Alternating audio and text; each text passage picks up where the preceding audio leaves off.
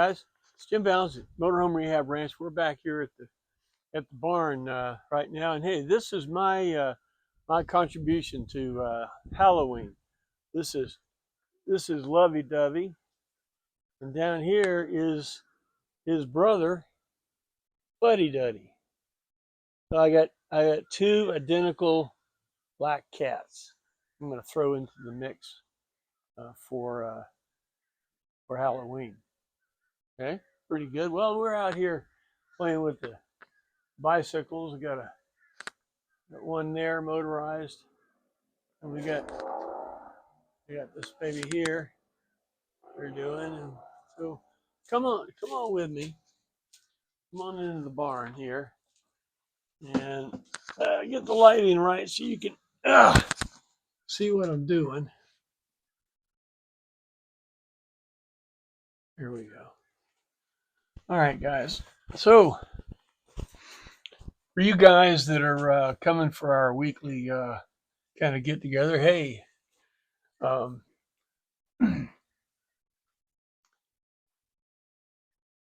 as the video said today, is going to be about dipsticks. And you go, well, what the heck could you make a whole video about dipsticks? I mean, you know, what's a dipstick? Well, for you guys that don't have a GMC, the GMC dipstick in the Southern vernacular, it ain't just a dipstick, son. No, it's a rather complicated affair. And I think about this. The guys that come here weekly, I absolutely appreciate it. We have a good time. From your questions and observations, come all the other videos. So please, answer. Give me some stuff. I know it's hard sometimes, but it helps me to know what to do next. Now, if you guys are on YouTube, thank you. And Patreon guys going, oh, you got to sit through this. Yeah, well, just give me a second. If you're on YouTube, if you want to shoot this QR code, it'll bring you over to the Patreon site, and you scroll down and you'll see this video, and then you'll get the benefit of at the end. At the end of the Patreon thing, you can see all the pictures I'm using. You can print them out or look at them better if you want to see them better than I do here. All right. All right. So we're going to talk about the dipstick on the GMC. Well, it's out front. For you guys that don't have one, it's out front because it's where everybody thinks about a dipstick, and you should check your dipstick every other tank of fuel. Okay, every other tank of fuel. And on the other side, there is a oil fill. I should have had a picture of that. There's an oil fill up there. It's not a water fill.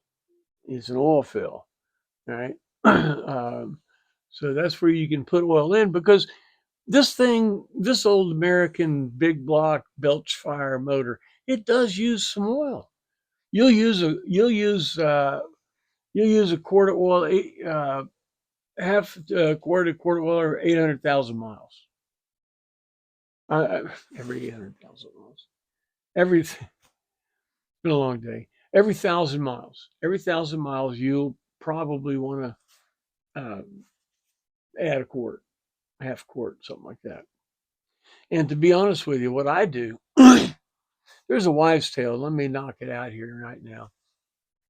So wives' tale, if you take one of these things, because it does use oil, and run it a quart low, that it'll stay at a quart low. In other words, instead of running at 6 quarts, it'll run at 5 quarts. Well, I did prove that out. It did happen. It did do that. And I would ask you to try it.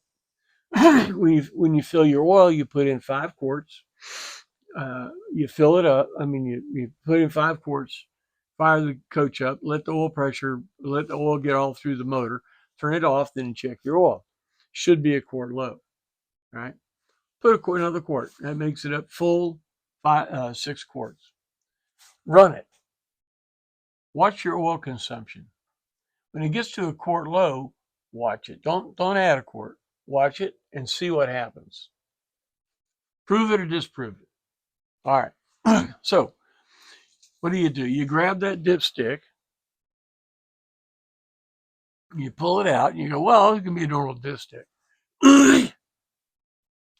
and then you pull it out, it keeps coming. It's a very long dipstick because the engine's way in there, which we're going to talk about. Now, for you guys that don't know how to read a long dipstick, don't just throw it on let the other part go on the ground and bring it out. No, what you want to do is you bow it. So you hold it. Now hold it, you see that rag, because right down there as you're going to read it, that thing is hot as a firecracker. This dipstick tube that this thing goes into goes between the block and the exhaust manifold, or right next to the header if you have a header. So it is super hot. Don't touch it. Hold it out like I'm doing here. Okay. And that's the way to do it. Read it, put it in. A lot of times it'll read on the back side, but that's okay. Now, when it comes out, you see I've got a flat dipstick tube. There's also a round dipstick tube. The later models use a round dipstick tube. And to be honest with you, the round dipstick tube goes in a lot easier. But all of them at a point, you get about 14 inches from the end, it kind of jams a little bit, right? Okay. I'm going to show you why that is and how you can fix that. All right. Like I said, a dipstick on a GMC, there's a little bit to it. All right. So here we go. Let's see. There we go. Out of the manual, you can see right there that the dipstick goes into the block right there and comes up. It didn't show up that well, but it goes up about 12. Let's see. Yeah, here we go. This comes up to a union. It has a compression fitting right there. Okay. And that compression fitting, call it the lower dipstick, goes into the compression fitting. And then the upper dipstick comes on out and comes out to where you find it. Okay. So the dipstick has an upper and a lower section. Yeah. Now you say, remember I said, well, what happens there? You're going down in there and it binds a little bit and you wiggle it around, get past it, and go on in. What you're doing is you're hitting the end of the dipstick to this compression fitting. If you go down there and open the compression fitting, take them out and file all the edges and make it real smooth in there. Follow what I'm saying? Make it nice and smooth through there. Put it all back together, and when you put the dipstick in, it won't bind. Okay. Now on my Dodge, the dipstick only goes in one way. I can't put it in the other way. It only goes in one way. I can't answer the question there, Skippy, but that's just the way it is. But this is the way to make it easier. That compression fitting in the middle. All right. Now, at the other end of it, down here where it goes into the motor, on that sleeve is a bump. That bump tells the dipstick how far down. It tells you how to far down in the block to run that dipstick tube. You follow what I mean? And what they do is they take the tube and they squish it, make a little spot. Well, think about this. When you bend metal real hard, you fracture it. Micro fractures. Okay. When they bent that originally 50 years ago, it fractured the metal. It still was structurally sound and all that, but it had little micro fractures in it. And over 50 years, water has gotten in there. All right. And that little spot where it goes down to the block gets rusty. It's real rusty. One time a guy called me and said, it didn't happen to him, it happened to me. And I told him, he put the dipstick in and nothing came out of it. Put another quart, nothing came out of it. He said, go look down below there and see if the dipstick's going into the block. It wasn't. The dipstick tube had broken off and it was to the side. When he put the dipstick in, it went over to the side of the block. It wasn't reading inside the motor. Okay, so you want to look at that. All right. If your dipstick is really rusty down there, real bad, okay, you may want to change it. Now, if you have original manifolds, that dipstick tube goes right between the exhaust manifold and the block. And if that manifold has been surfaced 2 or 3 times, it's actually interfering. Now, what a lot of people will do, they'll put 2 gaskets on there to space the manifold out far enough to miss the dipstick tube. Well, it keeps blowing out. It doesn't work well, maybe. Okay, so if you have problems there and you look in there, or you look in there and you see that it's got 2 exhaust gaskets, you say, how the fool did that? They did that so it cleared. So that thing cleared where the manifold went through, where it went through the manifold in the block. Okay, now, if you have headers, somebody has already put the header in and bent the tube around the header plate because it won't go between the two. Or if they did try to fit it in there, it's a bad deal. It needs to be bent around. Now, if you try to bend an original dipstick tube around the header, what happens? Right at the weakest point, it'll bend, right? That's at a little bind. So you really want to look at that spot and see what happens to it. You follow? All right, I'll show you what to do in a minute. But if you have headers, it'll be bent on the outside. Take that compression fitting on again, clean it, and it's got a bigger bend in it to go around the header plate. So it's even more important to be sure that it's easy to slip in there. All right, so you come on up, and there's an upper tube that comes on up, and that's what you see when you put the dipstick in. Okay, now the distance, the total distance between the lower tube and the upper tube will determine what the dipstick reads. You follow? Okay. Now, if it's reading, if you put in 5 quarts, you dip your engine. If you read low, you run the motor and dip it, you should read 5 quarts. And if it does, your dipstick's reading properly, everything's good, clean it up and you'll be good. If you're reading something other than that, you're going to need to change the length of your dipstick tube to match where you're at 5 quarts. Should show 1 quart low. You follow what I'm saying? Should show 1 quart low. So if it's reading high, you loosen the compression fitting and move the tube up a little bit. It'll lengthen a little bit, right?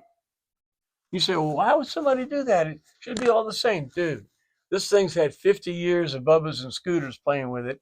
You don't know what's happened over the years. You just don't know. I'm telling you how to calibrate the dipstick tube. Highly important. Write that down on specification. Length of dipstick tube. I don't know what it is. It depends on what your dipstick is. So let's calibrate the tube to your stick. Make sense there, tater chip? All right. So you dip it. If it's right, leave it alone. If it's reading high, loosen the compression fitting, lengthen the tube a little bit, it'll read a little lower. If it's reading low, and you know for a fact that it's right, and you know for a fact that it's bottomed out in the block, and all that stuff is right, you know it, and the compression fitting is bottomed out, then take a pipe cutter and cut the dipstick off to make it a little bit shorter where you want it to be, up at the top. That's how to calibrate the dipstick. Now, the dipstick is a unique dipstick.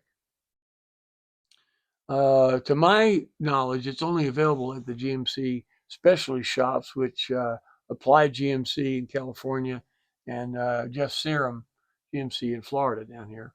So if your dipstick is old or nasty looking or whatever, you may want to call and get a new dipstick because, you touch it. You touch it every other tank full of fuel.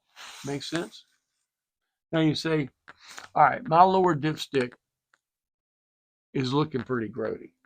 It's all rusty and nasty, and actually, I need to cut off the dipstick tube because it's reading too low. All right, well then here we go. Here's what you want to do. Go over to AutoZone and buy a dipstick for a big block Chevy. All right, AutoZone. It's $12.99. So what you do is you throw away the dipstick. You could use it to, I don't know, use it for flour or something, beating flour. But the dipstick tube has that little bind in it right there. And it's longer than your lower dipstick. Make sense? So you gotta pull that out now. You gotta get it out. And you put this back in there, cut it off to the same length as your lower dipstick tube. Now you have a high performance chrome plated lower dipstick tube. If it won't come out, say you're starting to pull on it, it snaps off right there. Oh no. What am I going to do? Here's what you do. You're going to empty the oil out. Take a coat hanger. Okay. Take a coat hanger and run it down the dipstick hole and find the oil hole, the oil drain with the coat hanger. It's right there. It's not very far. You can find it. Okay. Find that. Now, take a punch and punch what's left of the lower dipstick tube that's down in the block. Punch it all the way in. It will follow the coat hanger and go out the drain hole. Make sense? So if you got to get it out, there you go. $12.99. 50-year-old rusted up lower dipstick tube. You can change it out. Now, if the upper tube is going behind the exhaust manifold, understand you may get a little business to get up in there. If you got headers, it'll come on the outside, and you're going to need to use a pipe bender because you want to have a nice even bend in that thing to bend that dipstick tube. Okay. All right, guys. Look, I hope this helps you a little bit. I know. I'm sure when you went to this video, you said, "What the heck could he talk about dipstick tubes for 17 minutes?" I don't know. Well, there you go. This is for the database. And if you're watching this thing as a weekly thing, great. Like I said, thank you very much. But what you're watching actually is me building the database, right? So this video will go on the front page. The last 10 videos are posted on the front page. Then, if you want to find it, you'll go to collections. Okay, you'll go to motors. The collections are files that have all the different videos. So you go to collections. You'll go down to the motors file. Click on that, and it's probably going to be the first one in the motors file, and it'll be this video. Now you can use the same concept. That's what we're building is this database. Now, non-members, thank you for coming by. There's at least 150 videos, maybe more, in the in the free database. If you do feel this is useful and all that kind of stuff, go to back to the front page and push where it says become a member, Ranch Hand, $5 a month. At $5 a month, when you get to the bottom of the collection page, it'll say see more. Make sure the battery in your phone is charged up because when you push that, the phone's going to blow up. There's 700 videos there. Okay, so look, I was talking to a guy today, and he had found me on YouTube, and I explained all this stuff to him. He went to it, and right away he said, "Wow, yeah, this is good information. I want to get involved, and thank you for showing it to me." So I just told you guys how to get to me. You can shoot the QR code at the front of this video right there. You'll hit the front page and just scroll down. You'll find this video. And when you scroll down, you'll also have the pictures that were used in this video there. So you could print them out or whatever you want to do with them. And then the last 10 videos will be below that. Then if you go up and hit collections, you'll hit the database. And you can go from there. Well, look, thank you for helping me build the database and coming by for another week. And I hope this something about this dipstick helps you. If you have a question or comment or anything, just put a comment at Patreon or at YouTube. That's fine, and we'll answer it for you. All right. Well, look, thanks a lot, and we'll see you next time.